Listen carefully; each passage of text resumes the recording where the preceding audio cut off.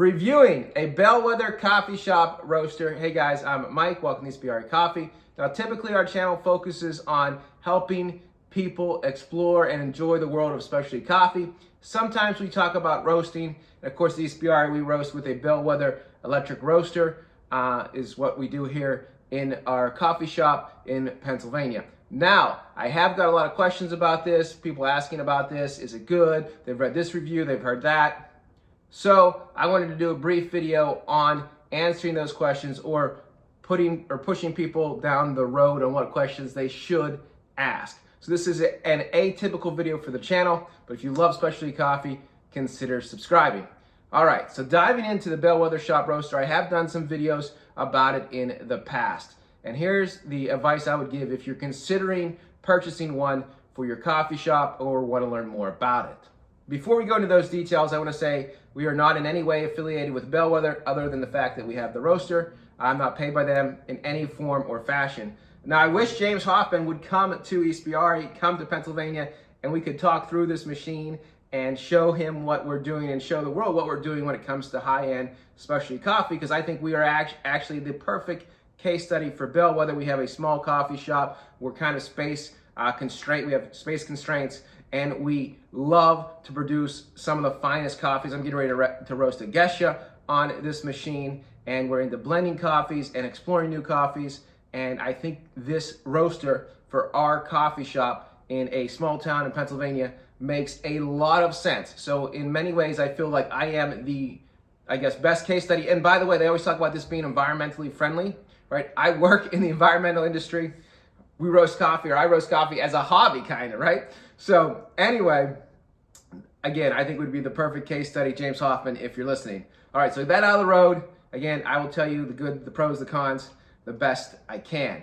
All right, so the first thing to ask, or the first question you might ask is, can you roast good coffee on this machine?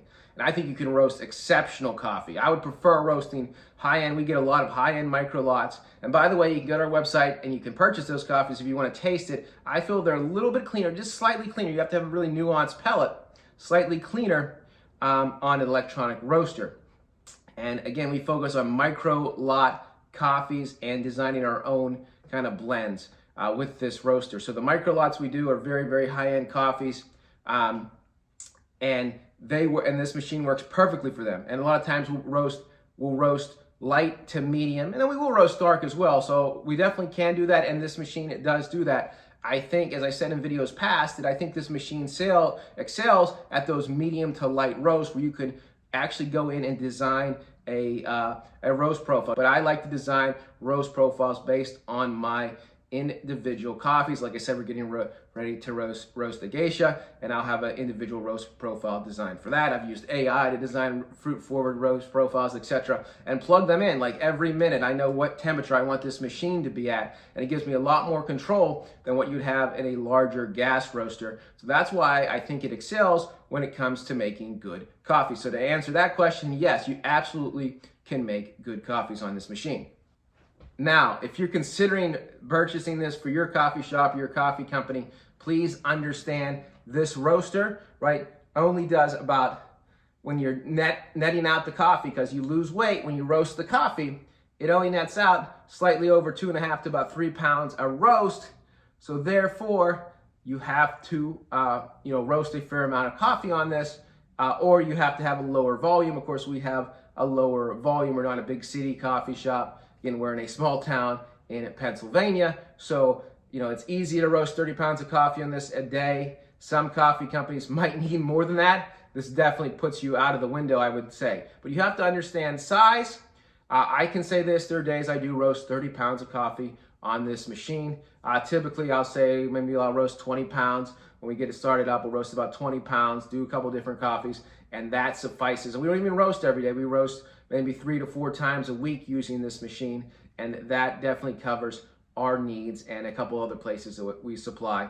We can easily do 100 pounds, easily 100 pounds plus a week with this machine. But if you're looking at doing over 200 pounds a week, then I would say, hey, just understand the shop roaster doesn't do a lot of volume. Now, I don't have the full setup. I don't want the full setup. Like I said, I switch coffee so often to roast the same coffee over and over again on this machine, to me, would be pointless. I'm very hands-on. We'll roast one coffee, maybe 2 batches of one coffee, switch to another coffee, do a decaf, do a single origin. So this is the perfect minimum bare bones setup for me, and then I can play with the software and refine the roast profiles for all those different coffees. But size is probably the most important factor when it comes to roasting coffee if you're considering this machine.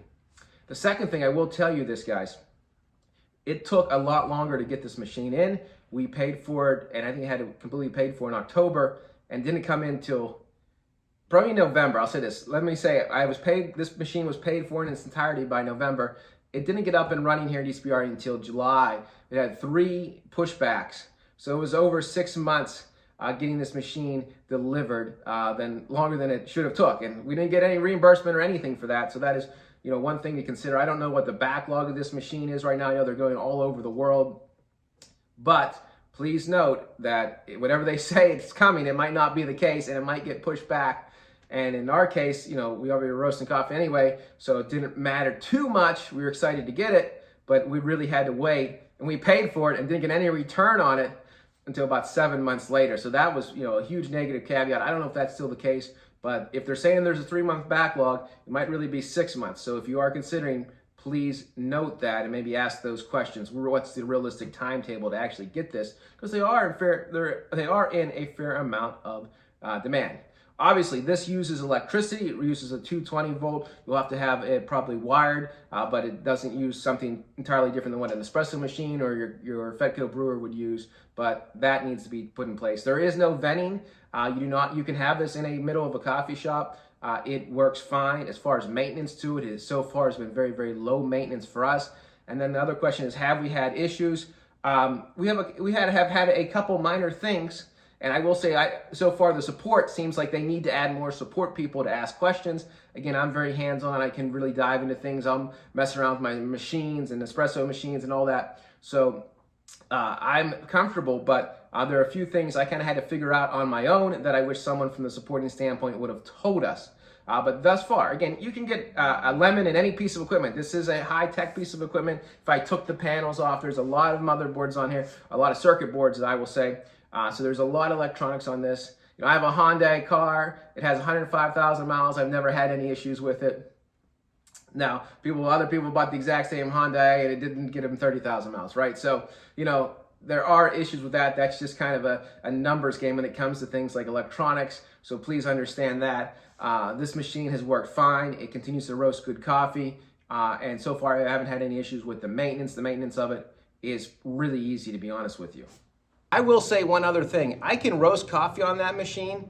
You don't really, once you push the button and start to roast, you're kind of hands off. The machine does the rest. So as far as ease of use, super ease of use, right? I can be the only employee in the shop, check people out, work as a barista, and roast coffee all at the same time to give you an idea of how efficient that is and how easy it is to use. The work is getting it set up, getting it ready, and getting your roast level set. Once you push that button, you're pretty much hands off until you have to remove the beans. So hopefully that's addressing a lot of the main questions up front. Now, first off, again, as I said, I'm not affiliated with Bellwether. If you do have questions, like I always say, if you're opening a coffee shop, I can save you $30,000, almost guaranteed, because people buy the wrong equipment, they have the wrong layout, and cost adds up very fast. Feel free to reach out. I would be open to having some form of consultation about roasting or shops. I've done that in the past. We've actually helped many people open coffee shops. My experience with this has been really good, and we've produced really, really good coffees. And like I said, you can check out our website.